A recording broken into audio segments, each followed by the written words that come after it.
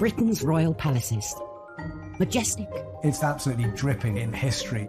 Luxurious. The White Drawing Room at Buckingham Palace is like a scene from a Disney film. And packed to the rafters with incredible secrets. Secrets that the royal family would much prefer not to be made public. From royal courtships to royal births to royal marriages and scandals, the palaces have played host to all of that. This series goes behind palace walls. The royal palaces represent the monarchy and have incredible history. We'll learn how these iconic creations were built. 16th century kings built with brick in a way that we wouldn't recognise today. This is George IV leaving his mark on the centre of London. Uncover the spectacular palace art housed within them. The royal collection is vast, and I mean vast. It has more than 1 million objects spread across all of the royal palaces. Just imagine what has been collected over centuries. So this collection is unlike any other collection in the world.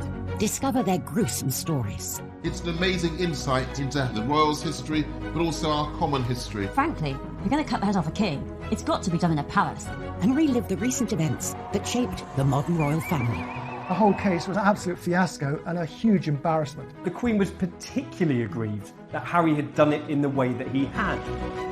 This is The Secrets of the Royal Palaces.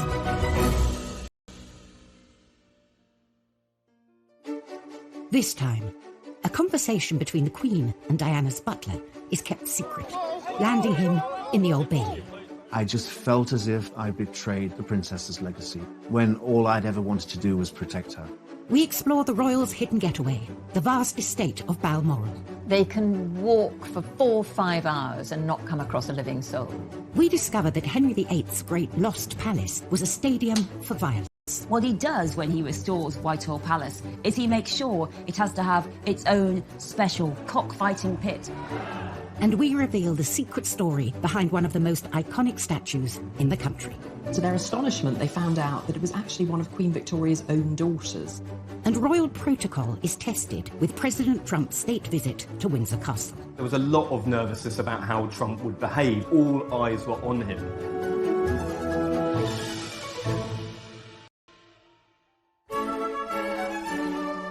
The royal palaces are stuffed to the brim with priceless objects and paintings.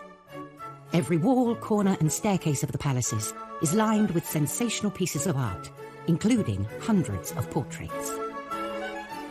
Throughout history, portraits have normally been for the purposes of state or for propaganda.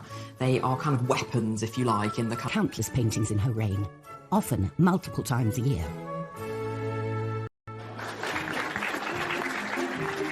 She has a room in Buckingham Palace, the Yellow Drawing Room, that is specifically set up for artists. And I suspect that she takes the view that sitting for a portrait painter is an occupational hazard. Many of these portraits are displayed across the royal palaces for all to admire. But sometimes an artist delivers the unexpected. Ladies and gentlemen, I give you Lucian Freud. Lucian Freud was one of the most successful, popular, figurative artists of the 20th century. He was particularly well known for his really searingly truthful images of people. For nudes, which are very uncompromising, quite gritty, not particularly pretty. So eyebrows were raised when the Queen agreed to be his subject. It's quite a brave decision of the Queen. Freud offered to paint the Queen for free. And after years of secret negotiations, the Queen accepted. He kept insisting that the Queen would need to come to his studio, and he was asking for at least 72 sittings. The Queen, of course, is a phenomenally busy woman. She doesn't normally give more than a handful of sittings to any one portrait painter. Eventually they compromised. Freud would come to the Queen, painting her in the Royal Collection's Paint Conservation Studio in St. James's Palace, where she would sit for 20 sessions. Fewer than the original 72 sittings requested. When he realised he would have much less time, was he just immediately shrunk the size of the canvas. It's a really small, almost postcard-sized painting of the Queen. You'd see this cropped version of the Queen's head and shoulders with just that edge of the crown coming over her head. She could almost be one of us. The finished piece, a small headshot, just 9.5 inches by 6 inches, caused quite a stir when the public got its first glimpse in December 2001. It was definitely a Marmite moment. People loved it, people who hated it, and nobody was in between. You had some newspapers saying it was deep and exploratory, and then you had others saying it was an absolute travesty, and how could this thing be let out in public? He's not exactly a flattering portrait painter. But there was a secret reason the portrait didn't look quite right. Freud's painting hadn't gone to plan. Freud actually slightly mucked it up. He decided that he wanted to add the diamond diadem on the Queen's head, but he didn't have room on the canvas, so what he had to do was actually add a layer of canvas at the top. It's quite funny that after all those years of planning, he actually had to slightly bodge the job in the end. What the Queen thought, work of art. But he gave it to her, and I think it's one of the most valuable things in her collection. The Queen doesn't actually own the priceless art and artifacts that are given to her. As sovereign, she holds them in trust for her successors and the nation. And the same is true of her palaces. Windsor Castle, Buckingham Palace, St James's Palace, Holyrood House, they are all owned by the country, the state. The only two royal residences that the Queen actually owns are beautiful Sandringham Estate in Norfolk and Balmoral in Scotland. For nearly 170 years, Balmoral has been the royal family's secret retreat in the Scottish Highlands. Balmoral is very Scottish. It's set in the most beautiful countryside in the Highlands of Scotland. The royal family's annual summer holiday here is a time for them to embrace all things Scottish. So you'll quite often kind of be woken up with the sounds of bagpipes. Being a Scot, that's something I wouldn't mind actually having a piper wake me up. In 1842, Queen Victoria and her husband Prince Albert fell in love with Scotland. She was infused by the romance of Scotland. She loved it, and so did Prince Albert. It reminded him of his native Germany, the great mountains of Bavaria, which of course were dotted with romantic castles. Victoria and Albert decided to invest in a Scottish castle of their own and bought one without ever having seen it. A painting was enough to make them part with £30,000, around £4 million in today's money, for Balmoral in the Cairngorms. Queen Victoria said it was a perfect place to escape from the sadness of the world. At that time, wars were raging across Europe. They'd found the perfect location, but there was one small issue with the castle itself. When they got to visit in 1848, Victoria said, well, yeah, it's lovely, but it's a bit small. So they moved into the existing castle and started building a bigger one 100 yards away. When it was finished, it had 70 rooms, including a huge ballroom. Its 7-storey tower harks back to medieval defensive tower houses, while its pepper-pot turrets are reminiscent of French chateaux. But Victoria and Albert's fantasy Scottish castle is not to everyone's taste. Balmoral is a really ugly building. I mean, phenomenal. It is a country house with an overscaled tower. It looks like a grand landscape. In addition to the castle, there are 150 other buildings dotted throughout the estate, including farms, cottages, and a distillery. But hidden away in a remote part of the estate lies a particularly important building. This is Glas Old Shiel, on the shores of Loch Mick. Nestled beneath a mountain, this remote spot is perhaps the most beautiful place on the estate. And this lodge reveals the untold story of Balmoral and Victoria and Albert's lost love.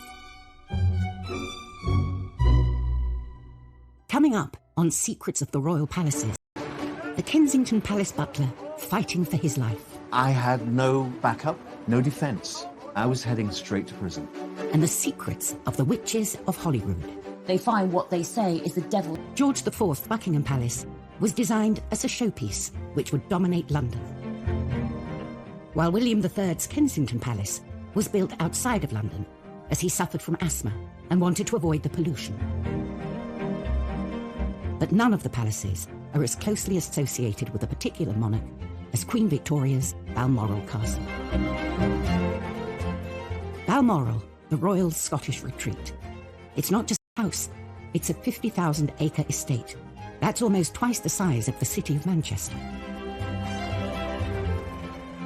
Balmoral is hundreds of acres of nothingness with nobody. They can walk for 4 or 5 hours and not come across a living soul. Queen Victoria and Prince Albert bought the estate as their ultimate secret love nest, a place where they could get away from the court and be together. It's what they were buying into at Balmoral. It was a way of life. It was an escape from royal duty and ceremonial and stuffy staterooms and interfering prime ministers. This was their pad. It was where they could indulge in their hobbies. Here, Albert would stalk deer and Victoria would paint. But all that came to an end in 1861 with Albert's premature death. Victoria was devastated. She retreated from the world and found solace at Balmoral. And here on the shores of Loch Mick, she built what she called her widow's house, where she could mourn in peace. It was an additional place where she associated to it. It became hers, her widow's cottage. And it just shows the depth, I think, of her despair and her need to escape. And it was at Balmoral that she found a place to do that. Victoria spent her first night in the lodge in October 1868 and recorded her sorrow and loneliness in her diary, missing her dearest Albert, with whom she had been so happy at Balmoral.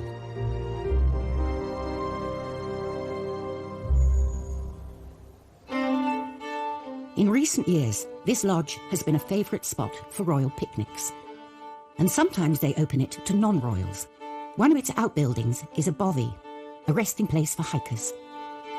So it's the only royal residence where you can drop into sleep for the night for free. Another hidden building on the estate, about a mile from the main castle, is particularly special to our current queen. Every year she starts her summer holiday with a stay at the 7-bedroom Craiggowan Lodge. So since the house is open to the public for much of June and July, often the Queen will arrive in Scotland before the big house Balmoral is open. So she stays at Craiggowan Lodge. And I don't imagine she's doing the cooking or anything, but she and the Duke are able to be there as an ordinary married couple without the grandeur. I think the Queen sees the grandeur in these amazing houses as sort of part of the job.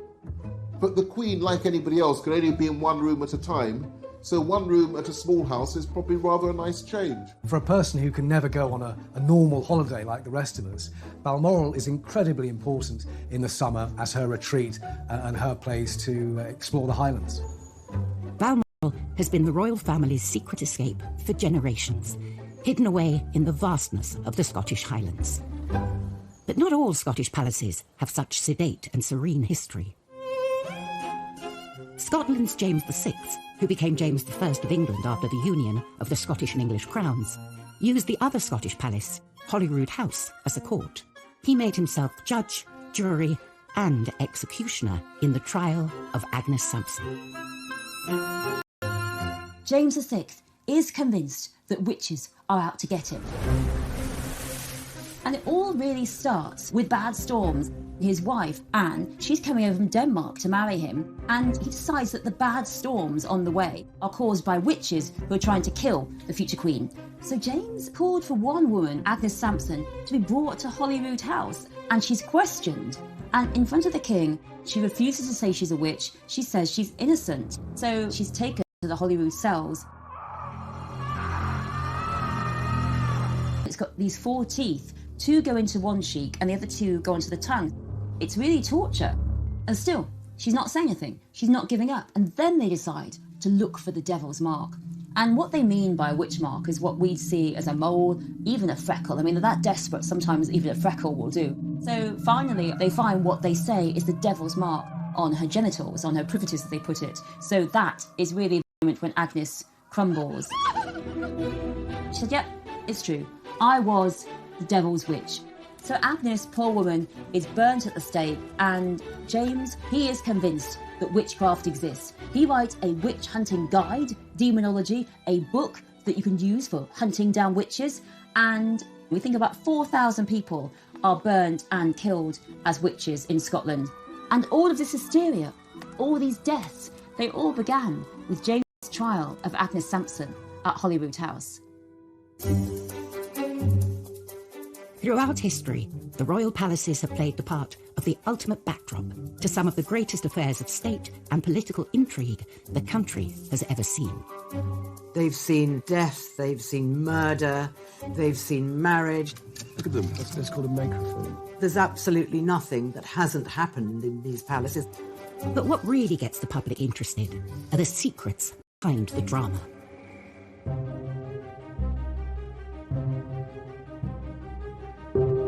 June 1998, Kensington Palace. 10 months after Princess Diana's death, her former butler, Paul Burrell, is spotted by the police. Duty police officer at Kensington Palace noticed Paul Burrell pulling up about 3:30 in the morning, loading up his car with a couple of evening dresses and a wooden box. 3 years later, the police launch an investigation into the suspected sale of Princess Diana's personal possessions in America. It led police to Burrell's Cheshire home, where he was then living with his wife and 2 sons, and a dawn raid. When the police came to my family home that day, the bottom of my wall fell out. I felt completely helpless and hopeless. Police spent 12 hours searching his house and found hundreds of Diana's possessions. It didn't take them very long to find about 2,000 different items. One officer went up into the loft and said it's wall-to-wall royal dresses and stuff up here. The police's view was that this man was helping himself and stealing Diana's possessions. Burrell had worked for the Queen for 10 years. He was then I was invited into her world. I became part of her world and became closer and closer as the years went by. Diana felt that she could trust him, she confided in him, and as he later revealed, she did ask him to provide some very intimate services, including smuggling boyfriends into Kensington Palace late at night. It all came to a boiling point when the couple decided to lead separate lives and separate. Charles said to Diana, "You can have anything you want. What do you want? Do you want the furniture? Do you want the silver? You name it. Make a list." So she made a list. And on top of that list, she put my name. And when Charles saw it, he said, "You can't have Paul. Paul came from my mama, and I need him for the future." "But Charles," Princess Diana said, "you said I could have anything I wanted. And I'm taking Paul with me to London." She believed that Paul Burrell was one of the few people in the world that she could trust implicitly to do what she wanted and to be her man, if you will.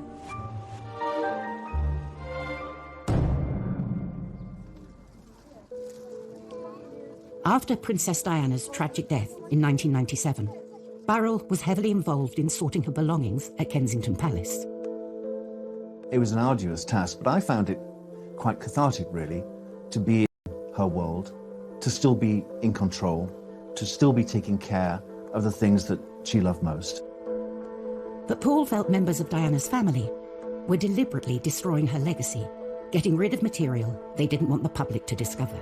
He could see her mother and sister tearing up letters and removing things, and he felt that there were things in that palace which should be preserved for William and Harry.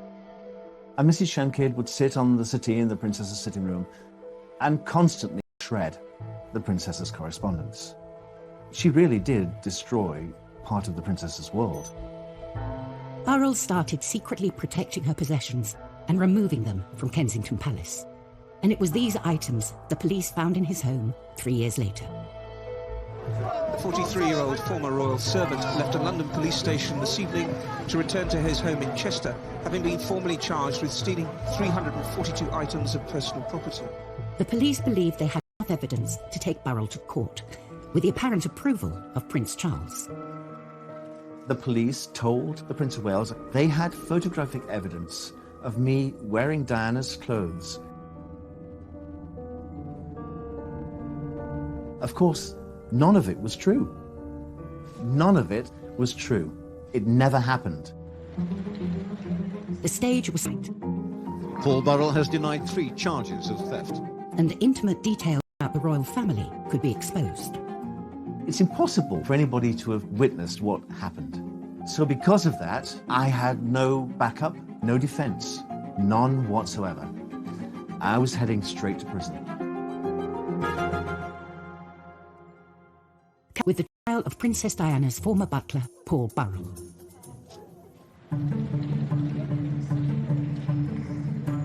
Burrell was accused of stealing possessions worth millions from Diana's Kensington Palace home. The police wanted my head on a spike. They wanted me in prison. Because then I would never, ever have been believed again. In his defence statement, Burrell mentioned a conversation he had had with the Queen after Diana's death. We were standing in her sitting room, just the two of us, and we had a very open, frank discussion. I told her everything that had happened, and I said, I've taken it upon myself to keep things the princess had given to me for safekeeping, and I've protected them. And she understood that. But due to an age-old palace protocol, Burrell was duty-bound to keep the details of this conversation secret. Paul Burrell couldn't say to his lawyers, look, I told the Queen I'd taken all of this. He was just prevented from doing so. Many people will not be aware of the protocol that when you have a private audience with the sovereign, you're not supposed to repeat what has passed between you. It is entirely confidential, and the confidence belongs to the sovereign. So it is up to the sovereign whether she reveals what you spoke about or doesn't. I'm not going to tell them how close I was to Her Majesty. I'm not going to tell them. That's going to be my privilege. But I would have to pay the cost. And the price I would pay would be prison. Coming each day to the Old Bailey is a journey Paul Burrell is getting used to. After 11 days of the trial, Burrell was thrown a lifeline from an unexpected source. The Queen had only realised Paul Burrell was on trial when she drove past the Old Bailey on her way to a church service for the barley bubbling and noticed all the crowds outside. And the Queen then, at that point, her memory is jogged and she realises that she has the vital piece of information that Burrell had in fact told her that he was doing that. He was taking things for safekeeping. And the Queen, in reply, said, oh, hang on, Paul told me he was looking after these things for safekeeping. We'd better let them know. The Queen's recollection undermined the prosecution. She knew Burrell was taking Diana's possessions out of Kensington Palace. This wasn't a palace theft, and the trial collapsed. Permanently deprived the royal princes of their mother's goods, merely that he'd taken them into custody so that they could have them when they grew to be 18. So there was no theft. I'm expecting to make a statement on behalf of Paul Burrell. I couldn't believe I was free to walk from the Old Bailey instead of into a prison cell.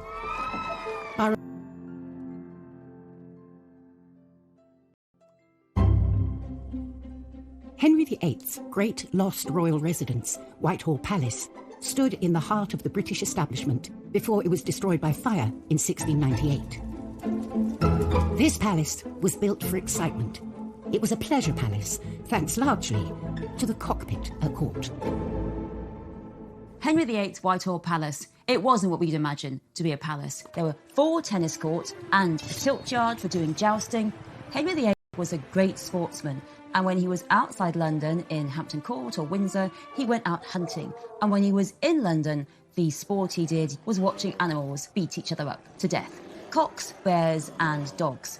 Actually, cockfighting had really been wearing down in its popularity. Henry comes to the throne and cocks are back. And what he does when he restores Whitehall Palace is he makes sure it has to have its own special cockfighting pit, the large building surrounded by seating, so that when those 2 cocks go and fight it out, everyone can watch them and cheer them on. And Tudors loved it. It was not a time for happy lives for animals.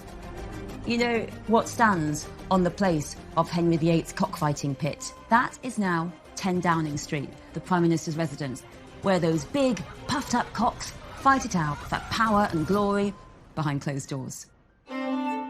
Whereas Henry VIII's Whitehall Palace was built in the centre of London at the British establishment, Balmoral was built as far away from it as possible. For Queen Victoria and Prince Albert, it was their secret local culture and incorporated it into their castle. Balmoral is quintessentially Scottish, and quite deliberately. It was seen very much as an opportunity to make the British monarch seen as more Scottish rather than simply an English monarch. Victoria and Albert immersed themselves in the Highland life, especially when it came to their decor. Balmoral is entirely clad in tartan. That was always the intention. The carpets were tartan, the seat covers were tartan, the curtains were tartan. No doubt they wore tartan. In the servants' quarters, on the floor was tartan linoleum. And if you looked at the walls, loads of stags' heads and antlers and deer skins on the floor as you come in through the main entrance. It was a theme park of Scottishness. Victoria and Albert's obsession with tartan was actually a secret political ploy to win back the support of the Scots. In the middle of the 18th century, Victoria's great-great-grandfather, George II, had invoked the massacre of Glencoe. Tartan was banned. Any affiliation with Scots or Stuarts against the English kingship was treasonous. And so for Victoria to start to rebind the links with the people of Scotland went down really well. A century and a half later, have our modern royals torn out the tartan? Few had seen inside this private home until 2013, when New Zealand's Prime Minister John Key broke protocol and shared a photo of the Queen's private living room. And what you see there is a glimpse of an interior which was undoubtedly familiar to Victoria and Albert. I mean, their own portraits, Victoria and Albert, still either side of the fireplace that they commissioned and saw built. There are still tartan carpets wall to wall there. Some of their furniture still survives in situ. It's simply been comfortably updated through time, and I rather like that. While in Balmoral, you can walk for miles without bumping into another living soul. In London's Kensington Palace, you can't turn a corner without bumping into a royal. In fact, it houses more royals than any other residence, including the future King and Queen. And watching over this palace is Britain's second longest reigning monarch, Queen Victoria. This marble monarch greets over 500,000 palace visitors every year. But the creation of this statue is one of the palace's greatest secrets. Completed in 1893 to commemorate her Golden Jubilee a few years earlier, the young, slender figure is not the Victoria we think of today. The image most of us have of Queen Victoria is when she was old, when she was a widow, she was dressed in black, and she looked pretty. Commissioning this statue, the powers that be decided on an open competition, allowing anyone to enter a design. Various people sent in sketches. One came in anonymously, and it was decided by the commission unanimously that that was the sculpture they were going to go for. Little did they know, this was no ordinary submission. To everyone's surprise, the winner was actually a female sculptor, which in itself was pretty amazing.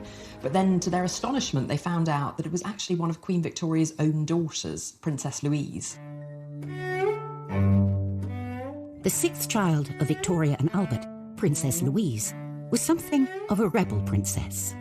Princess Louise was probably the least conventional of Victoria's children. She rode bicycles, she smoked cigarettes, she had numerous affairs. She believed strongly in women's rights and suffrage. She also was very artistic. She wanted from a young age to go into what at this point was a male-dominated world of art and sculpture. Unsurprisingly, there were lots of subjects Louise and her mother did not see eye to eye on, including her sculpting. Victoria very much disapproved of her daughter's interest in sculpture. She thought it was a masculine art form and really unseemly for a princess.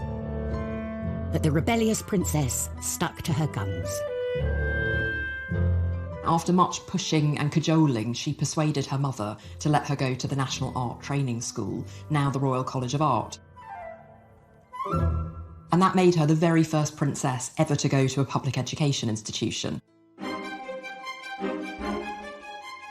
At first, Louise had not wanted to enter the competition for the commission, fearing it would be inappropriate. But now that she had won it, the stakes were even higher. Not only did she have to satisfy the organisers and the general public, she also had to please her disapproving mother, the Queen.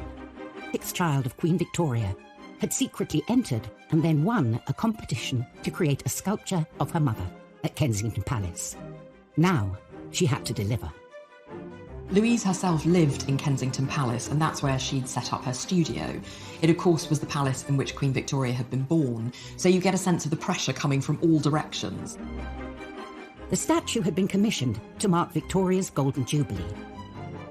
Louise had to go through source material in order to reconstruct what Queen Victoria would have looked like at her coronation. This was a task of epic proportions, and the princess rose to the occasion. Like any other wealthy artist at the time, Louise had studio assistants to help her, but she made the maquettes, the small-scale mock-ups. This would have gone to a professional carver, who then would have translated it into that wonderful Carrara marble.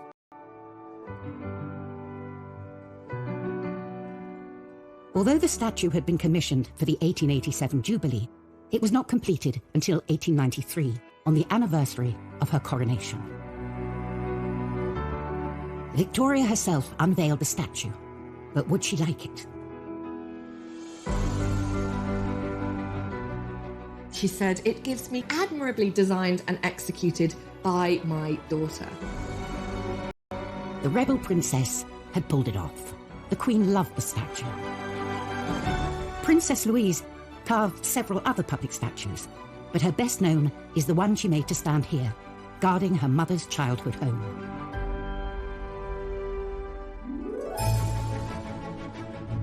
In her 65-year reign, Queen Elizabeth has hosted 113 state visits.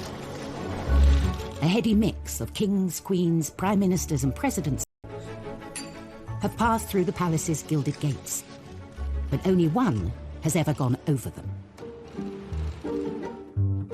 June 2019, the ballroom, Buckingham Palace.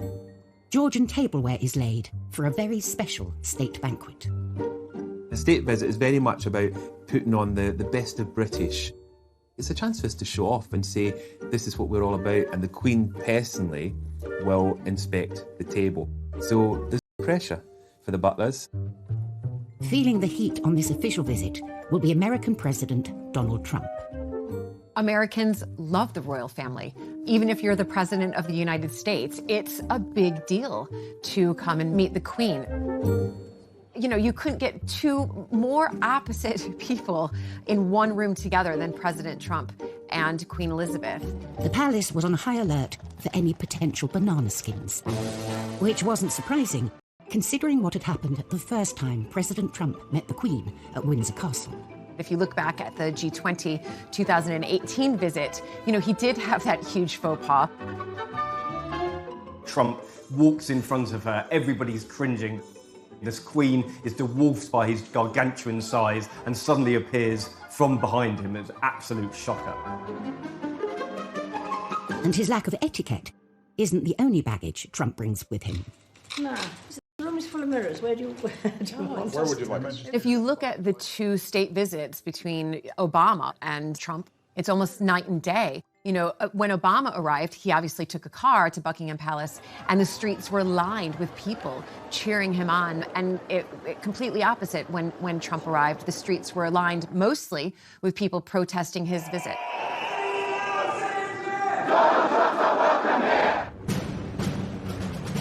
To avoid the anti-Trump protesters, the president decided on an entrance nobody else had done before. He was the very first president to fly in on a helicopter for a state visit. Trump being Trump, flies over the protesters, lands in the middle of the Buckingham Palace lawns.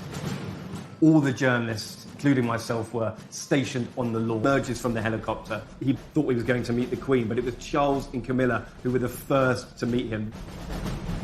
Only then did Trump get to join Her Majesty, inspect the guard, from a safe distance. I think he probably surprised many people in that he was quite quiet and subdued. It's almost like you're visiting your granny. And you remember when you used to go and visit your granny, you would wear your best clothes, you would mind your P's and Q's, you wouldn't make any mistakes. President Trump knew he needed to be on the very best behavior. You have to remember, this queen has been through everything. She's seen it all. This is just another president. Next time, at Windsor Castle, the world's oldest working kitchen rises from the ashes. The archaeologists revealed something quite extraordinary, that this was original to Edward III's building. We explore the mysterious Balmoral pyramid. It is really not what you would expect to see in the middle of the Scottish Highlands. And Diana's statue fails to materialise at Kensington Palace. Is this further evidence of a fractious relationship? Portrait painter. Eventually they're compromised. Freud would come to the Queen, painting her in the Royal Collection's Paint Conservation Studio in St James's Palace, where she would sit for 20 sessions, far fewer than the original 72 sittings requested. When he realised he would have much less time, was he just immediately shrunk the size of the canvas. It's a really small, almost postcard-size painting of the Queen. You'd see this cropped version of the Queen's head and shoulders with just that edge of the crown coming over her head. She could almost be one of us.